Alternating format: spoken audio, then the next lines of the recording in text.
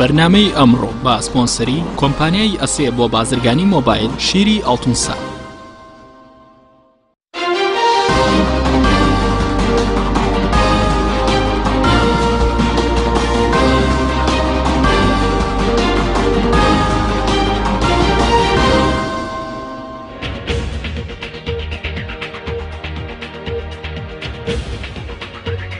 بەناوی خۆی گەورە سڵاوتان لێبێت بەڕێزە هەریەکە لە رووسیا و تورکیا ڕێکەوتن لەسەر ڕاگەیاندنی ئاگربەست لە سووریا دوای 6 ساڵ لە شەڕ و پێکدادان لایەنەوە ئۆپۆزیسیۆنەکان و ڕژێمی سووریا واژویان لەسەر ڕاگەیاندنی ئاگربەست لە سەرتاسەری سووریا کرد و لە کاتژمێر 12 ئەم شەوەوە ئاگربەستەکە دەچێتە بواری جێبەجێکردنەوە. بە میواندارێک لە بەڕێزان لە ستۆدیۆی سەرەکی شاخەوان محەممەد مامۆستای زانکۆ هەروە هەوزان ئەفرینی شارەزار لە کاروباری سووریا و نوێنەری هاوپەیمانی نیشتیمانی سووریا لە هەرێم هەروە دکتۆر کاردۆ دکتۆرا لە پەیوەندی نێودوڵەتەکان و مامۆستای زانکۆ تاوتوی ئەم پرسە دەکەین. لە سەرەتادا راپۆرتێک دەبین دواتر لەگەڵ میوانەکانمان درێژە بەم پرسە دەدەین. تورکیا و رووسیا لەسەر ڕاگەیاندنی ئاگربەست لە سووریا ڕێکەوتن. دوای 6 ساڵ لە شەڕ و پێکدادان لە نێوانیاندا لایەنە ئۆپۆزیسیۆنەکانی سووریا و ڕژێمی ئەسەد بە چاودێری رووسیا و تورکیا لەسەر ڕاگەیاندنی ئاگربەست ڕێکەوتن. ڤلادیمیر پۆتین سەرۆکی رووسیا ڕاگەیاند ڕژێمی سووریا و لایەنە ئۆپۆزیسیۆنەکان لەسەر 3 بەیاننامە ڕێکەوتون. یەکەم ڕاگەیاندنی ئاگربەست لە تەواوی سووریا و دووەم چاودێری جێبەجێکردنی ئاگربەستەکە لەلایەن تورکیا و رووسیا و سێەم دەستپێکردنەوەی دانوستانەکان. لای خۆشیەوە مەولود چاوشۆغلۆ وەزیری دەرەوەی تورکیا ڕایگەیاند ئەو لایەنە ئۆپۆزیسیۆنانەی واژۆی ئاگربەستیان کردووە پێکهاتون لە 7 گروپی چەکدار و خاوەنی 6,000 چەکدارن. ئەو لایەنانەی لە ئۆپۆزیسیۆنی سووریا واژۆی ئاگربەستەکەیان کردووە پێکهاتون لە سوپای سووریای ئازاد و ئەحراری شام و جەیشی ئیسلام و ئەنجومەنی پاراستنی شۆڕش و لەشکری نەوەکانی ڕەسوڵ و لیوای شەیدانی یەرمووک و بەرەی یەکبوونی نیشتیمانی و بەرەی گەشەپێدان و بەرەی ئازادی سووریا. ئاگربەستەکەی سووریا تەواوی ناوچەکانی سووریا دەگرێتەوە و لە کاتژمێر 12 ئەم شەوەوە دەچێتە بواری جێبەجێکردنەوە. ئاگربەستەکەی سووریا ڕێکخراوی داعش ناگرێتەوە کە ئێستا بەشێکی زۆری خاکی سووریای لە ژێردەستدایە. دانوستانی نێوان ئۆپۆزیسیۆنی سووریا و ڕژێمی ئەسەد سەبارەت بە ئایندەی سووریا دانوستانی نێوان ئۆپۆزیسیۆنی سووریا و ڕژێمی ئەسەد سەبارەت بە ئایندەی سووریا لە پایتەختی کازاخستان بەڕێوە دەچن. لای خۆشیەوە وەزارەتی دەرەوەی ئەمریکا پشتیوانی خۆی بۆ ئاگربەست لە سووریا ڕاگەیاند. وەزارەتی دەرەوەی ئەمریکا ڕایگەیاند پشتیوانی لە ڕاگەیاندنی ئاگربەست لە سووریا دەکەین و هیوادارین ببێتە هۆی گەڕانەوەی ئاشتی بۆ وڵاتی سووریا.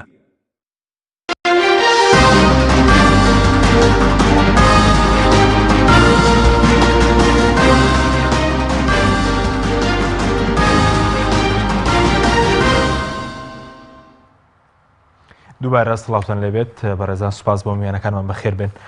مامۆستا شاخەوان ئەگەر لە بەڕێستانەوە دەست پێ بکەن چۆن لەم ئاگربەستە دەڕوان کە ئەمڕۆ لە سووریا ڕاگەیاندرا؟ بێگومان پێشەوەی بچینە سەر ئاگربەستەکە پێویستە ئاماژە بۆ بکەین کەوا پێش ئەم قۆناغا هەوڵدراوە ڕێکەوتنێک سێ قۆڵی کراوەک لە راپۆرتەکە ئاماژتان پێکرد لە نێوان رووسیا و تورکیا و ئێران هەوڵیان داوەکەوە ئاگربەستیان ئەعلان کرد لە حەلەبوو چۆنێتی چۆڵکردنی هاوڵاتیان و لایەنەکانی ئۆپۆزیسیۆنی چەکدار لەوێ پاشان لە ڕێگەی ئەو ڕێکەوتنامە یاخود ئەو ئەعلانەی مۆسکۆ کە باسەکرێ هەوڵدراوە ئامادەسازی تەواوەتی بکرێ بۆ ئەوەی چۆنێتی ئەعلانکردنی ئاگربەست بە شێوازێکی تەواوەتی و سەرانسەری بکرێ لە سووریا. بەڵام ئەمەش لە دوای ئەو بڕیارەی 23 نەتەوە یەکگرتوەکانی یاخود لە ئەنجومەنی ئاسایش دەرچوو هەوڵدراوە ئیدامەکردن بێ بەردەوام بوون بێت لەژێر ڕکێڤ یاخود هەژمونی مۆسکۆ. بێگومان ئەم ئاگربەستەی کە ئەمڕۆ ئەعلانکرا ئێمە بینیمان لەلایەن سەرۆکی رووسیاوە زۆر بە تەواوەتی ئاماژە پێکرد کەوە لەم شەو ئەچێتە قۆناغی جێبەجێکردنەوە سێ خاڵ سەرەکی لەخۆگرێ. خاڵێکەمان خۆیان بینێتەوە لە چۆنێتی ڕێکەوتن نێوان حکوومەتی سووریا و لایەنی ئۆپۆزیسیۆنی سووریا جگە لە داعش و جەبهەت النوسرا. خاڵ دووەمی باسکردن لەوەی لە چۆنێتی چۆنە ناو ئەو ڕێکەوتنەوە. خاڵ سێم چیکە تەکید زیاتر جەخت لەوە کاتەوە چۆنێتی کردنەبەری ئەو ئیجراعات و ڕێکارانەی کە پێویستە بۆ زەمانەتکردن بە تایبەت لە ژێر چاودێریکردنی دوو لایەنی سەرەکی کە مۆسکۆ و ئەنقەرە بێتەوە. ئەوەی کە بەڕێز وتە سەبارەت بەو لایەنەی کە باز لەوەکەی کە تەنها داعشە بەری نووسڕەشی تێدایە کە ئەگەر بەس نایەنگرێتەوە بەڵێ بەرەی نووسڕیشی تێدایە کە ئاگربەست ناگرێتەوە بۆیە باز لەواکرێت کە چەند ناوچەیەکی شێت تا ئێستێک لای نەبوو ئای ئەو ناوچانە کوێ بەدەست جەبهەت نووسڕەوە بە تایبەت ئێمە ئاگدارین جەبهەت نووسرا هەوڵی داوەکە ناوخۆی گۆڕی و بۆ هەوڵداوە هەندێک ڕێکار تایبەتی بگرێت بەر بۆ ئەوەی دوورکەوێتەوە لەو لیستێک بە ناوی لیستی تیرۆردانراوە بۆیە ئەلانکردنەکە ئەو دوولایەنەی گرێتەوە لایەنەکانی دیکەی ئۆپۆزیسیۆن پاڵپشتێکرێن بەڵام تا ئێستاکە یەکلایی نەبووتەوە و لایەنانە کێن کە ئەو شەش لایەنە خۆت ئەوە حەوت لایەنە کێوشێگرێتەوە کە لە قۆناغەکانی ئایندەیە دوای ئەعلانکردنی ئاگربەست ئەمان بەشداریەکەن بە تایبەت لەو دانیشتێکە لە کازاخستانێک لە ئاستانە لە دوای مانگێک لە دوای ئەوەی کە ئەم قۆناغی یەکەم دەستپێکە کە قۆناغی ئەعلانکردنی ئاگربەستی سەرتاسەریە لە سووریا بە هەماهەنگی لەگەڵ حکوومەتی ئێستاکەی سووریا. بەڵێ زۆر باش بە سەبات بەوەی کە هۆکاری چێ کە رووسیا و تورکیا زیاتر سەرپەرشتی ئەم پرۆسەیە دەکەن. بێگومان چەندین بابەتی جۆراوجۆر لە خۆ ئەگرێ یەک لەوانە رووسیا لە دوای ئەوەی کە چەند استراتیژێتێکی تایبەتی گرتە بەر بۆ ئەوەی هەوڵ بدا بگەڕێتە سەر گۆڕەپان نێودەوڵەتەکە بە شێوازێکی کارا یەکەمیان لەو استراتیژیانە دوورکەوتنەوە لە بابەتی ئایدۆلۆژیەت دووەمیان بەهێزکردنی لایەنی ئەمنی خۆی ئەستەقرار و ئاسایشی نەتەوەی خۆی پارێزێ سێمیان چۆنێتی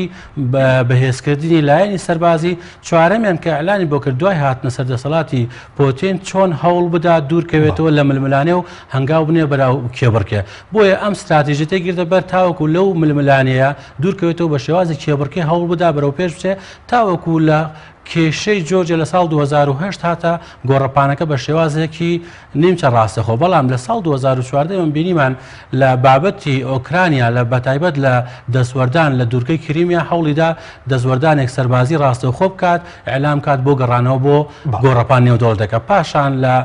تەدەخولکردنی ڕاستەوخۆ بەهێزی سەربازی و بە شێوازێکی ڕوون و ئاشکرا و ئەعلانکردنێکی وازە هەوڵیدا بە شێوازێک عەلەنی بێتە قەزەی سووریەوە ئەمە وای کرد کە خۆی بە خاوەنی بابەتی سووری بزانێ و لەوێ شوێمە لامان ئاشکرایە لایەنی تورکی ڕوبەڕووی چەندین گرفت و قەیرانی جۆراوجۆر بۆتەوە دوای ئەوەی هەوڵیدا ناوچەی ئارام دروست کرێ لە سووریا یاخود بەشداری بکات و دەزۆرداتە قەزەی سووری هەرچەند لە سەرەتای ئەعلانەوەی کرد دژایەتی ڕژێمی ئەسەد دەکات بەڵام بینی لەلایەن ئەمریکا هاوپەیمانەکانی بە تایبەت دوای کوتتاکەی تورکیا بینیمان ئەم منحەی گۆڕی بەرەو ئاراستی کرد بەرەو مۆسکۆ. بەڵێ سوپاس دەکەین کاکۆزان جەنابیشت بەخێر بێ سەبارەت بەوەی کە ئەم ئاگربەستە پێ دوایە دەچێت بە تاوات بچێتە بواری جێبەجێکردنەوە پێشتریش هەندێک هەوڵ هەبوو بۆ ئاگربەست بەڵام سەرکەوتوو نەبوو هیچ زەمانەتێکی کەم جارە ئەم ئاگربەستە بچێتە بواری جێبەجێکردنەوە؟ پێم وایە ڕەوشی سووریا بگشتی ئەگەر هەڵسەنگاندنێک بۆ بکەن ڕەوشی سووریا گرێدراوە بە ڕەوشی ناوچە بگشتی لە خوڕاتی ناوین ئەوە یەک ئەوەی دووهەم ئەو ڕێکەوتن لەسەر ئاگربەست و لەلایەک هەروەها لەلایەک دیکە ئەو ڕاگەهاندنی فێدرالیزم لەلایەن کوردەوە ئەمە دوو خاڵی گرنگن کە لە سووریا و ڕۆژئاوای کوردستان لە ئارادا ئێستا ئەنی چ پەیوەندیەکان بێکەوەی هەم ڕاگەاندنی ئاگربەستەکەم ئەوەی کە سیستەمی فیدراڵی باکووری سووریا بەڵێ ئێستا مەسەلەکە ئەوەیە تەماشەکە یەک یعنی مەبەستی ئاگربەستەکە بوو لەم کاتە دەبوو یعنی بوو لەم کاتە دەبوو چونکە خۆی هەموو کەسێک ئاگادارە کە ئەوێ لەم کاتانادا ئەنجومانی فێدرالی باکووری سووریا و ڕۆژاوا ئەوێ کۆبوونەوەی خۆیان بکەن ڕاگەاندنێکی بکەن بۆ لە هەمان شێوە ئەمە بڕیاری پوتین و ئەردوغانە نەک و بڕیاری ئەوانە کە هێزەکانی ناودووڵەتیە ئەماژی لە چێ لە خۆی دەگرێت لە کە ئەمریکا ئێستا خەریکی مەسلەی گواستنەوەی دەسەڵاتە لە ئۆباما بۆ ترامپ ئەماجی سوود لێ وەرگرتن ئیسرائیل طبعاً چرێ سەوز بوو پوتین کردووە دەی بیکە ئەو شتانە ئێستا تەنها بڕیار لای ئەردوغان و لای پوتینە ئێستا ئەو ئاگربەستە و ئەو شتانە کەواتە بۆچی کاتی خۆ هەموو وڵاتان کۆ دەبوون و لە جنێ و لە هەموو یوئێن و ئەمەە هەموو خەریک بوون تا بڕیارێک بسینن بۆچی ئێستا یەکسەر ئەو دوو لایەنە چونکە ئاشکرا بوو کێشەی سووریا ئالوجیەکانی سووریا ئەو دوو کەسانانە پوتین و ئەردوغانن کەواتە پوتین لەگەڵ ڕژیم ئەردوغانجی لەگەڵ جەماعەتە کۆمەڵەکە ئیسلامەکانی یا ئەوانەی کە بۆ نمونە شەر دەکەن و لەگەڵ جەماعەتی چەکدارەکانی کە بناوی تەروریست کە ئێستا جەبهەتە نەسرە و داعشن و جەماعەتی جەیش الحڕن یعنی سێ چوار لایەن هەیە بەڵام لایەنە ئیسلامیەکانی کە ئێستا وەکو ئەحرار شام ئەوەنە ئێستا خۆیان ئێوەیان شار بکەن لە دژی جەبهەتە نەسرە کەواتە هەردوو لە ئیسلامینە ئێوە هەردوو لە دژی یەک شار بکەن باشە ئەمە لە خزمەتی کێیە باشە بۆ تورکیە سەرەتا پشگیری لە هەردوو لای کرد هەردوو لای ئیسلامینە ئێستش ئێوە لایەک لە بەرامبەری یەکی دیکە کەواتە لێرە شتە هەیە لێرە بازرگانی هەیە مەسەلە ئەردوغان لەگەڵ پوتین سەفقەی بازرگانی دکن لە سووریا بوو لەبەر ئەوەی سەرپەرشتیاری گشتی ئێستا نەخۆشە لە خەستەخانەیە ئەمریکایە ئێستا نەخۆشە خەریکی مەسلەی چارەسەرکردنی سەرۆکایەتی خۆیانن ئەوەیە بۆیە من پێم وایە ڕاگەاندنی فەدرالیزم ئەوەی لەلایەن کوردی خۆی کاتەکەی دیار بوو لە چەند مانگێک ئەمە پێم وایە یەک لە سنووری ئەفرین لە ئۆدلب ئەوێ شەر بکەن ئەحرارە شام لە دژی جەبهەتە نەسرا ئەمە تەسیری لەسەر ئەفرین و حەلب دەکات حەلب ڕاستە چەکدارەکان تێنامان و لایەنی سەر بە تورکیا بەڵام هەموو چوون بۆ ئۆدلب ئێستا ئۆدلب پڕ بووە ئێوە چی بکەن ئێستا لەوێ شار وەکو حەلب دەست پێ بکەن هەم بوو ناوچەی کوردی ئارام نەبێت و هەم بوو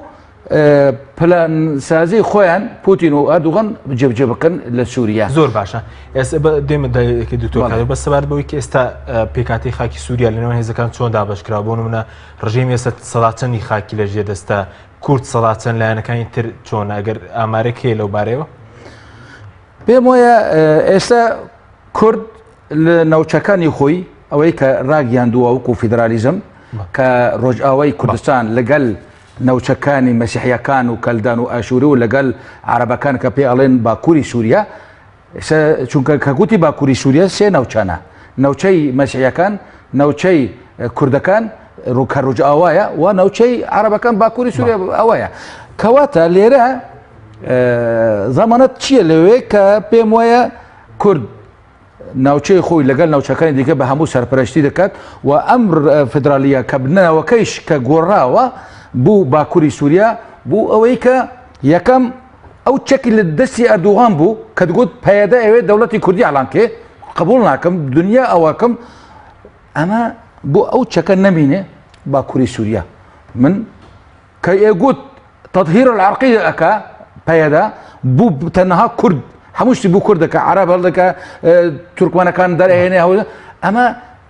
ئەم پرۆژایە نەکو پرۆژێ پەیەدەیەدە پرۆژە هەموو لایەنەکانە سەبوو نمونە لە ئەم ئەوە زۆر لایەنی کوردی سی لایەنی کوردی پشتگیری کردووە کەواتە بەس ئەوە تاوکم کەواتە ئەم فیدرالی هەموو پێکاتەکانی سووریایە بەڵام سەرپەرشتی کوردە سەرپەرشتەکە کوردە سپاس دەکەم کاکتور جەنابیشت بە خێر بێت ڕای بەڕێزشتی لەسەر مەسەلەی ڕاگەاندنی ئاگر بەسە دوای 6 ساڵ لە شەڕ و پێکدادان و سەبارەت بۆش کەم جارە بازەوەیەکی کە توێژەکان پێشتر لە ڤیەن نەدەکرا لە پایتەختی نەمسا ئێستا گوازراونتە بۆ کازاخستان چ ڕۆڵێکی وڵاتە دەکرێت چ ڕۆڵێک ببینێت لە سەری سووریا دوگومان هەرکو هاوڕیان باسییان کرد ینی ڕێکەوتنەکە تا ڕادەیەکی زۆر ینی با بڵێن ئاسۆیەک هەبوو بۆ ڕێکەوتن لە سووریایە بە تایبەتی لە دوای جەنگی حەلەبەوە پێش جەنگی حەلەب تێگەیشتنێکی تورکی ڕووسی هەبوو بەوەی کە تورکیا هەستی کرد کە لە با بڵێن لە سیاست نێودوڵەتیە دوورخراوەتەوە بۆی ئەمریکا تا ڕادەیەکی زۆر پشتگیری ناکرد لەو سیاستانی کە ئەردۆگان ئەویست بەرپای بکە یەکێتی ئەوروپا بە هەمان شێوە چەند جار داوای کرد لە ناتۆک ئەمان هێزێکی ناتۆن بەشدارن لە سووریا ئەبێ ناتۆ پشتیوانی کات چەندین جار ئەم داواکاری کراوە بەڵام ناتۆ پشتگیری نەکردووە و هەر بۆ هاتنە ناوشان بۆ خاکی سووریا و بە ناوچە کوردەکانە چوونە ژوورەوە ئەو بناتۆ ئەو داواکاری تورکیا جێبەجێ نەکرد کە هێزێکی ناتۆ چێتە ژوورە پشتگیری بکە بۆیە تورکیا لە ڕاستی هەستی کرد بەوەی کە بەتەنیا ماوەتەوە دەرگایکردنەوەی کەوەی کە لە سووریا بتوانێت جای بگرێتەوە ناو ساحەی دەوڵەتی گەڕانەوەی بۆ رووسیا بۆیە با بڵێن لێنگزیک بوونە لە رووسیا لەوە دێت کە لە سیاسەتی با بڵێن ئینعیزالیکردنی تورکیا لەوەی کە تورکیا دوور بخەیتەوە لە مەسەلەی سووری بۆیە تورکیا زیاتر نزیک بووە لە رووسیا ئەمە هۆکارێکی سەرەکیە بۆی کە تورکیا ئەم ڕێکەوتنی کرد لەگەڵ با بڵێن لەگەڵ رووسایە لە ڕاستیە تورکەکان ئەمیان کردوتە ئامانج کە ئەبێت لە باکووری سووریا ئەوەی کە پێڵن ڕۆژئاوا نابێت قوارەیەکی تە دروست ببێت یعنی مەقسی ئەردۆگان چەند ڕۆژە پێشتا قسەی ئەوەی کرد ئەڵێ تورکیا ئێستا وەکو ئەو وایە لە دوای جەنگی جیهانی یەکەما بێت کە ڕێکەوتنامەی لۆزان و سیڤەری بەسەرا جێبەجێ کرا تورکیا پارچە پارچە کرا سنووری بۆ دانرا بۆ ئێمە ئێستا لە هەمان جەنگای لە هەمان جەنگی سەربەخۆییان بۆی کە ئەبێت جارێکی تر ئێمە ئەم هێرشی کە کردومانە ئەوەی کە نای بە پاراستنی ئاسایشی تورکیا لە عمقی سووریایە ئەوەی کە نابێ ناوچەیەک دروست بێ بە ناوی کوردەکان با بڵێن قوارێکی کوردی کانتۆنە کوردەکان لەوێ دروست بێ بۆیە باشترین دەرگا بۆ ئەوەی کە تۆ ئەم قوارە کوردی نێڵی دروست بێ ڕووسەکانە لەوەی کە کازاخستانە ئەوەیە وڵاتێکی کازاخستان بۆی سەرۆکەکەی ئێوێ تا ڕادەیەکی سۆر خۆی ببینێتەوە لە ناو ساحەی نێودەوڵەتیە و لە هەمان کاتە ئیسرائیلەکانیش نزیکن لەم ڕێکەوتنەوە چونکە دراسەیەکی ئیسرائیلی هەیە لە کاتی گرتنەوەی حەلەبە ئیسرائیلەکان ئەوان پێخۆش بوو کە ڕێکەوتنێک دروست بکرێت بۆ لەبەر ئەوەی ڕاستی حیزب الله هێزە شیعەکان زۆر بەهێز بوون لەو منتیقەیە و تا ڕادەیەکی زۆر ئەمە مەترسێکی زۆر دروستەکە بۆ ئاسایشی ئیسرائیل ئەم هێزانەکە ئەسنە حەلەبەوە کە ئیتر ئەو ناوچانە کۆنتڕۆڵەکە و تەسلیمی بەشار ئەسەد یەکەن با بڵێن ئیشی ئەمانە تەواو بێ بگەڕێنەوە بۆ ئەو کە پێی ئەڵێن منتیقەی جۆلان و یاخود ئەو منتیقانی کە نزیکن ئیسرائیلەوە بۆیە تا ڕادەیەکی زۆر وەکو کاگۆزانی شارتی پێدا ئیسرائیل ڕازیە بەوەی کە ئەم ڕێکەوتنە بکرێەوە کازاخستانیش پەیوەندیکی باشیە لەگەڵ ئیسرائیل ینی پەیوەندی باشەیە و هەر مێژوویەن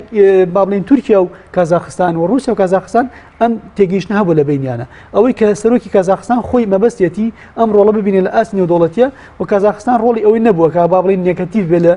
لە سووریا بووە لە سیاسەتی نێودەوڵەتی وڵاتیانی هیچ کاریگەرێکی ئەو توێ بۆ کە ئێستا مەسەرەن وتوێژی ئاوا کاریگەری ڕاستەکە ئەمە دەلالێت لەوەی کە ڕێکەوتنی سووریا لە بینی تورکیا و رووسایە ئەوەیە کە ئەم ڕێکەوتنە نەپەیوەندی بە ئەمریکاوە هەیە نەپەیوەندی بە یەکێتی ئەوروپاوە هەیە بەڵکو ڕێکەوتنەکە ئێستا ئەمریکا وا ناوەبرێ لە دەرەوە سێرەکانی ئەمریکا وەکو جمهور وایە جۆن کێری ئەڵێ بەزیمە پێمان خۆشە و ئەم وەستانی جەنگە سەر بکەوێت پێخۆشبوون جیاوازەوەی کە تۆ بەشداربی لەوەی کە ئەم با بڵین وەستانی جەنگە تۆ بەشدار بیتایە بۆ لە ڕاستیە ڕێکەوتنەکەت ڕێکەوتنێکی تورکی رووسیا بە دەرەجەی یەک بەڵام بە پاڵپشتی ئەمریکا چونکە ئەمریکاش لەو قەنەعەتیان کە بەتایبەتی لە هاتنی ئۆباماوە لە دوای ئۆباما بەدواوە ئەوە دروست بووە کە تەدەخل نەکردن باشترێک تەدەخلکردن یاخود با بڵین بەشداریکردن لە ڕوخانی ڕژێمەکە زۆر زەرەرە وەک لەوەی کە ئێمە لە دەرەوە بۆستین بۆ نمونە باشترین بەڵگە عێراقیان بینی ئەوە تا نمونە عێراق کە هیچ بارودۆخێکی ئاسایشی نەبووە نمونەی دووەم لیبیایە کە سەفیریان لێ کوژا بە شەرتی ئەمریکا بەشداری سەرەکیشی نەبوو لەوێ بۆیە لە دوای ئەوەی قەنەعەت بۆ کرا کە بەشداری نەکردنێکی ڕاستەوخۆ هەیە لە سیاسەتی ڕۆژهەڵاتی ناوەڕاستە بەڵکو با بڵین